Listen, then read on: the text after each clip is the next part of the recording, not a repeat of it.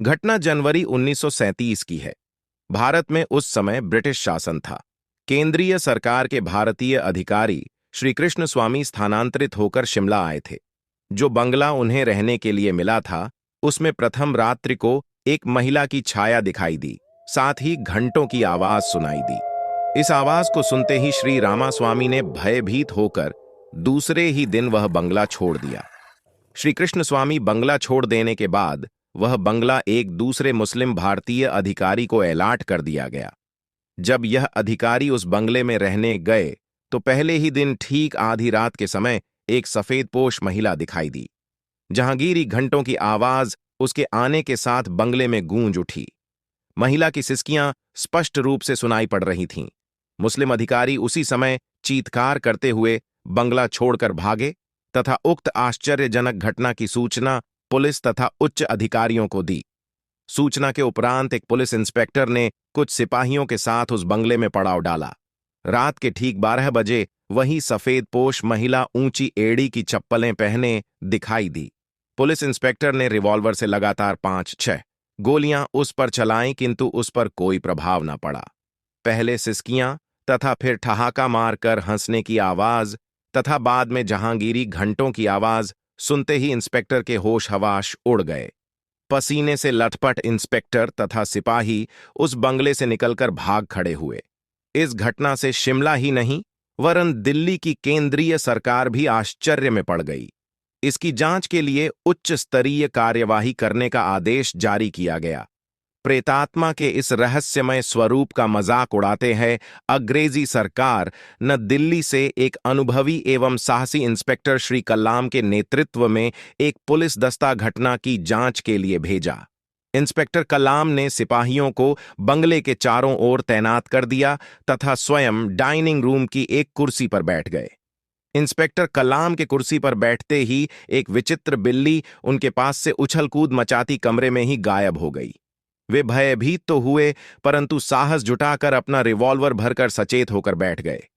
रात के ठीक 12 बजे उसी सफेदपोश महिला की छाया इंस्पेक्टर कल्लाम को दिखाई दी। इंस्पेक्टर कल्लाम ने अपना रिवॉल्वर संभाला ही था कि छाया ने कहा, ठहरिए, आप एक नेक तथा चरित्रवान अधिकारी हैं। मुझ अबला पर बिना किसी कारण क्रोध क्यों करते हैं? वैसे आपका रिवॉल्वर मेरा कुछ नहीं बिगाड़ सकता है। यह सुनकर इंस्पेक्टर कल्लाम सहम गए तथा नम्रता से बोले, आप कौन हैं? क्या अपना परिचय मुझे देंगी? छाया ने कहा, मैं एक पीड़ित औरत हूं। क्या आप मेरी पीड़ा दूर करने में मदद कर सकेंगे? यदि आप वायदा करते हैं तो मैं आपको एक बहुत बड़ा रहस्य बताऊंगी। इंस्पेक्टर कलाम ने तुरंत कहा, मैं आपसे वायदा करता हूं, मैं आपकी परी मदद करने की कोशिश करूंगा। आश्वासन पाकर छाया ने अपनी दाहक भरी कहानी कहना प्रारंभ की। मैं एक पहाड़ी लड़की थी। शादी से पहले का मेरा नाम कावेरी था। मेरी मां छोटा मोटा धंधा करती थी। मेरी सुंदरता को देखकर शिमला के तत्कालीन पादरी मिस्टर डिकोसा मेरी ओर आकृष्ट होने लगे। डिकोसा तथा मेरी दोस्ती धीरे धीरे प्यार में बदल गई। मां के विरोध के बावजूद भी मैंने तथा डिकोसा ने कोर्ट मैरिज कर ली। डिकोसा को भी अपने माता व पिता का विरोध सहना पड़ा। ये बंगला उस समय डिकोसा का ही था तथा हम दोनों इसी में रहते थे। मेरी मां मुझे भी वेश्या के रूप में देखना चाहती थी, किंतु मैंने वैसा न करने का संकल्प कर लिया था। इंस्पेक्टर कलाम ने पूछा, फिर आगे क्या हुआ? छाया ने कहा, कुछ दिनों बाद मैं गर्भवती हो गई तो मेरी मां ने डिकोसा से संबंध विच्छेद करने के लिए मुझ पर दबाव डाला, क्योंकि उसकी नजर में पैसों का महत्व अधिक था तथा मुझे प्रेम महत्वपूर्ण जान पड़ा। मैंने मां की बात को नहीं माना। इसी दरमियान डिकोसा के पिता का तार आया, जिसमें उसे तुरंत बुलाया गया था। डिकोसा ने मुझे बताया कि अगर वह नहीं गया तो उसके पिता की लाखों की संपत्ति उसके हाथों से निकल जाएगी। मैंने उसे प्रसन्नतापूर्वक विदा किया तथा बंगले में अकेली रहने लगी। लगभग 2 महीने बाद डिकोसा वापस आया तथा प्रेम प्रदर्शित करते हुए चुंबन लेने के बहाने मेरे गले में रूमाल फंसाकर मेरी हत्या कर दी।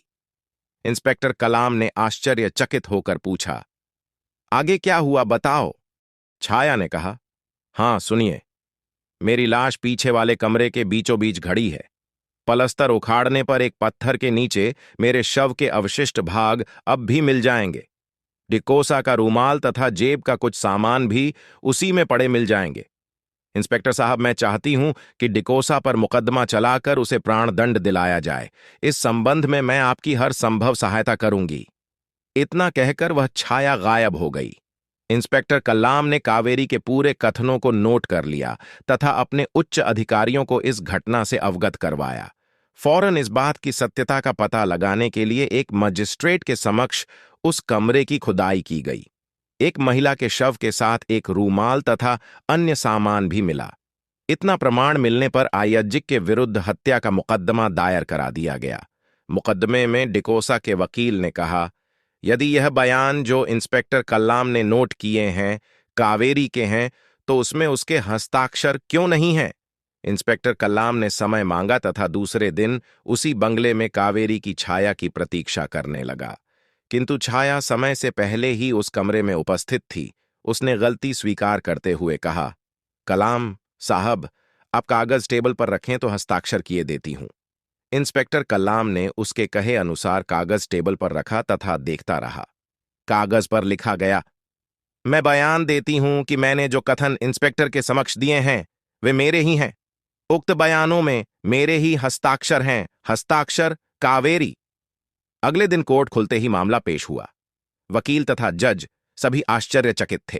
ठीक वही हस्ताक्षर जज की फाइल में बंद कावेरी के बयानों में भी पाए गए।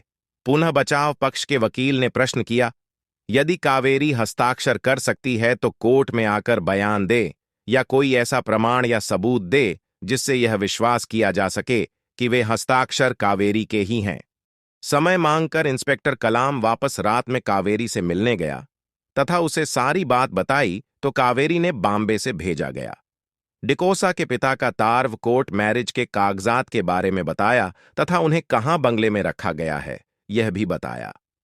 कावेरी ने यह भी बताया, डिकोसा के पिता की मृत्यु हो चुकी थी।